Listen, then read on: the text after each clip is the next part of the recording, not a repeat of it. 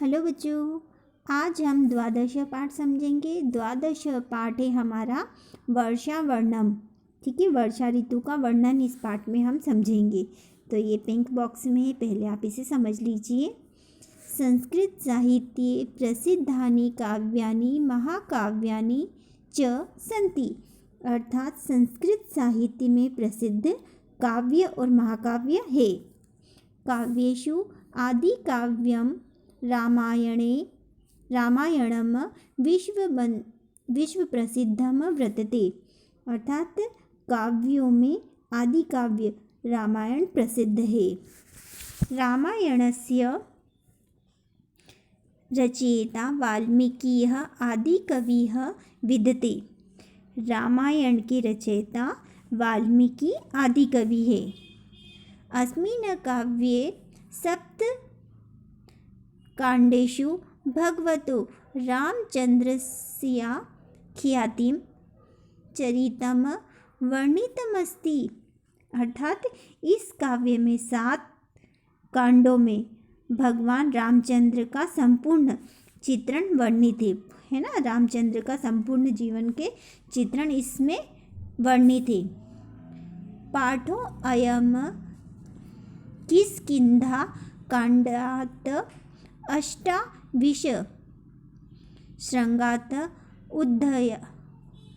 उद्धृतः।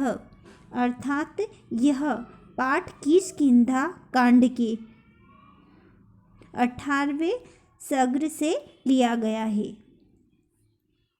पाठे अस्मिन् संदर्भोचितं प्रकृति वर्णम ऋतुवर्णम तत्रापि वर्षतोः मनोरमं वर्णनमस्ति। अर्थात इस पाठ में उचित संदर्भ में प्रकृति का वर्णन किया गया है और ऋतु का वर्णन भी किया गया है। इसके अलावा जो है इसमें वर्षा ऋतु का वर्णन बड़े ही सुंदर ढंग से, मनोरम ढंग से इसमें प्रस्तुत किया गया है। ठीक है, अब इसके श्लोकों को आप समझिए। देखिए, ये जो श्लोक लिखे हुए हैं इनके शब्दार्थ आपको इसी में दे रखे हैं, तो आप इन शब्दार्थ को देख लीजिएगा। मैं आपको श्लोक और उसके अर्थ को समझाती हूँ। तो पहला श्लोक है आपका, रजः प्रशांतम सहीमो अध वायु विद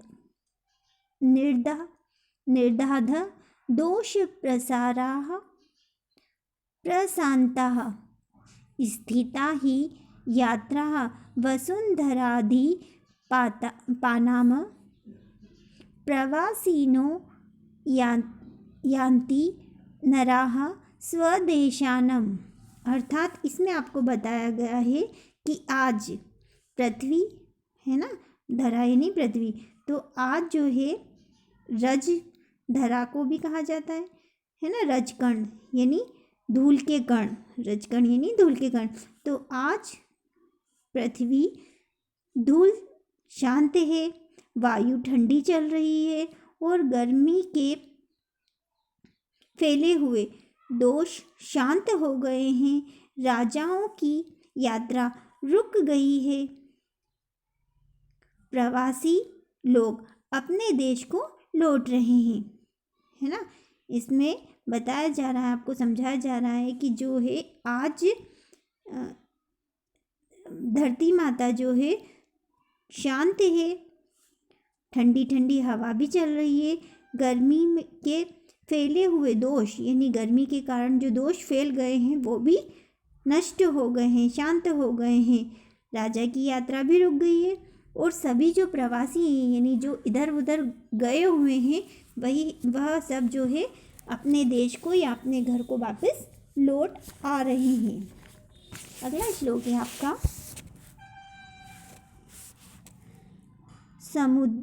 समुद्र हन्तः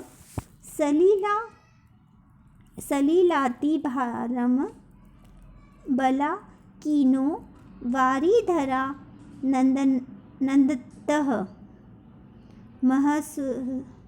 महतसु शृंगेषु महीधराणां विस्मयः विस्मयः पुनः प्रशांति। अर्थात इसमें आपको बताया जा रहा है कि जो है बगुले बगुले की पंक्तियों में, बगुले जो पक्षी हैं उनकी पंक्तियों से सुशोभित बादल जल के अधिक भार की गर्जना करते हुए पर्वतों की जो ऊंची चोटियां हैं, पर्वतों की ऊंची चोटियों पर विश्राम करके फिर आगे जाते हैं। यानी वहाँ थोड़ी देर विश्राम करते हैं और फिर आगे बढ़ते जाते हैं। यहाँ 2 बार विश्राम शब्द का प्रयोग किया गया है ना। विश्राम शब्द का जगह जगह यानी आराम से, यानी धीरे धीरे बादल आराम करते करते आगे की ओर बढ़ते जा रहे हैं, यह आपको इसमें समझाया जा रहा है। अगला श्लोक है आपका 3rd नंबर का। वहन्ति वृषन्ति नंदति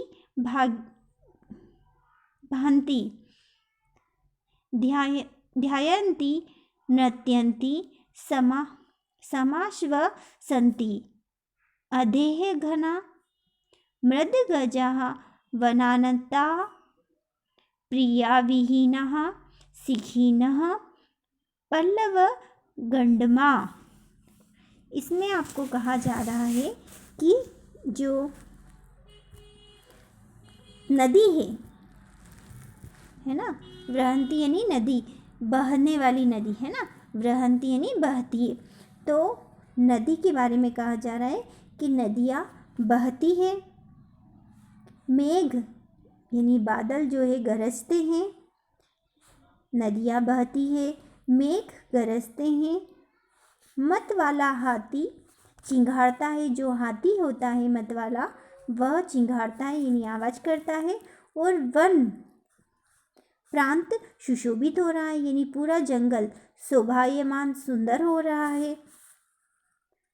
प्रिया विहीन प्राणी याद कर रहे हैं, मयूर नाच रहा है और मेंढक जो है प्रसन्न हो रहा है। यानी पूरा वन का वातावरण काफ़ी सुंदर सुशोभित हो रहा है। मेंढक की आवाज़ आ रही है, मोर भी नृत्य कर रहा है। तो पूरा जो है वन काफ़ी सुंदर और सुशोभित हो रहा है। अगला श्लोक है आपका।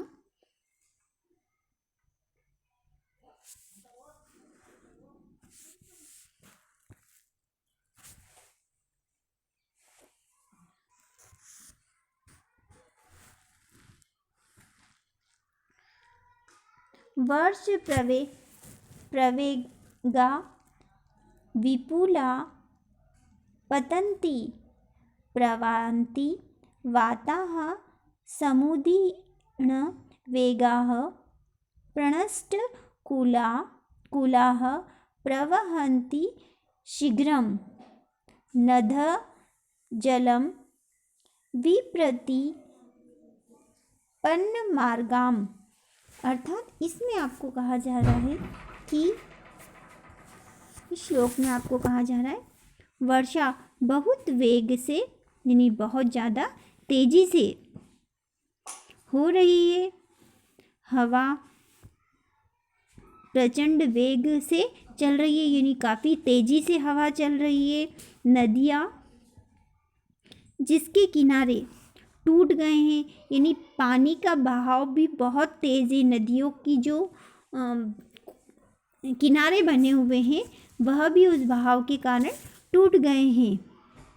उन्होंने मार्ग को रोक लिया है, यानी पानी का बहाव बहुत ज़्यादा है, पानी बहने के कारण रास्ते भी बंद हो गए हैं और उनका पानी तेज़ी से बह रहा है। मतलब वर्षा के कारण पूरा जो है परिवर्तन हो गया है, यह आपको बताया जा रहा है। अगला श्लोक है आपका।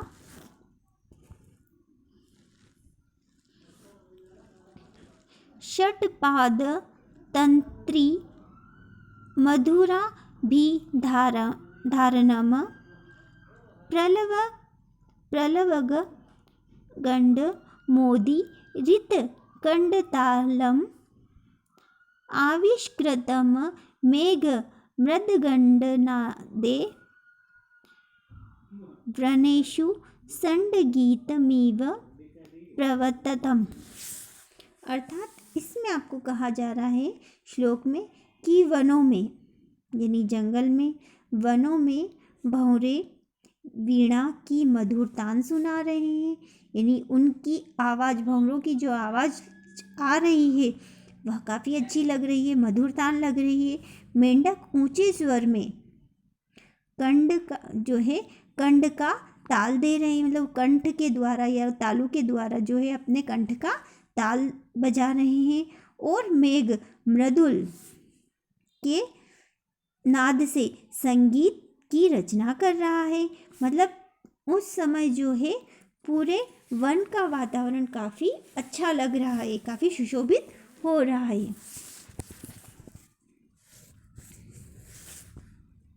अगला श्लोक समझिए आप।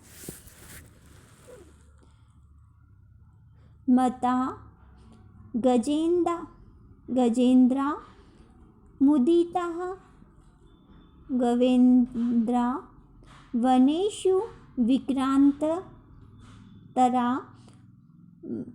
मगेन्द्राः रम्या नगेन्द्रा निभृता निर्दनतां प्रक्रीडतो वारिधरेः सुरेन्द्राः। अर्थात इसमें आपको कहा जा रहा है कि जो है हाथी मतवाला हो रहा है, हाथी मतवाला हो रहा है, बैल आदि पशु प्रसन्न हो रहे हैं, पराक्रमी पर्वत सुंदर लग रहा है, यानी जो बड़ा सारा पर्वत है उसकी सुंदरता बढ़ गई है, और राजा मौन दिखाई दे रहा है, चुपचाप दिखाई दे रहा है, एवं इंद्र मेघों से खेल रहे हैं। इंद्र यानी पानी के जो राजा हैं वे बादलों के साथ खेल रहे हैं। इस तरह से इसमें समझाया जा रहा है आपको।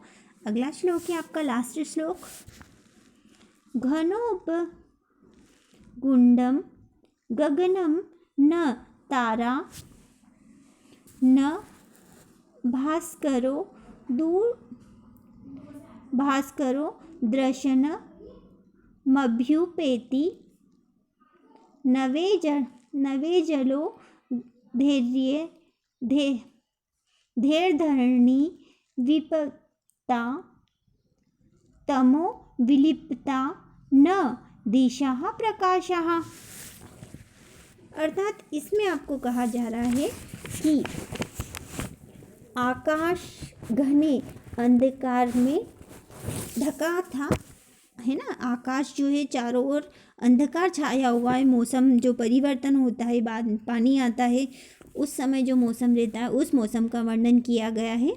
आकाश घने अंधकार से ढका है, अतः सूर्य और तारे नहीं दिखाई दे रहे हैं। पृथ्वी नए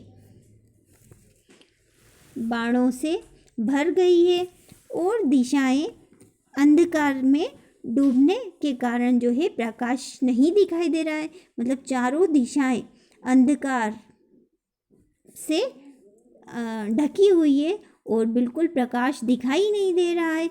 जब बारिश होती है, अंधकार छा जाता है, मौसम परिवर्तन हो जाता है, उस मौसम का इसमें वर्णन किया गया है। ये इस पाठ में आपको बताया जा रहा है कि जब किष्किंधा में राम जब वनवास जाते हैं और सीता माता का हरण रावण कर जाता है, तब किष्किंधा का राजा सीता को ढूंढने के लिए अपनी वानर सेना को पहुंचाने के लिए कहता है, लेकिन वो कहता है कि 4 महीने का जो चौमासा रहता है, उन 4 महीनों के मौसम का वर्णन किया गया है कि बारिश के कारण जो है इस मौसम में परिवर्तन हो जाएगा, उसके बाद ही हम आगे ढूंढ पाएंगे, है ना। सीता माता का हम पता लगा पाएंगे, वानर सेना को मैं खोज के लिए भेज पाऊंगा। तो इस पूरे पाठ में उन 4 महीनों का ही वर्णन किया गया है कि किस तरह से मौसम का परिवर्तन हो रहा था और राम जी जो है उस मौसम में जो है सीता माता का इंतज़ार करते रहते हैं या सीता माता की खोज के लिए इंतज़ार करते रहते हैं। ठीक है, आपको ये पाठ समझ में आ गया होगा।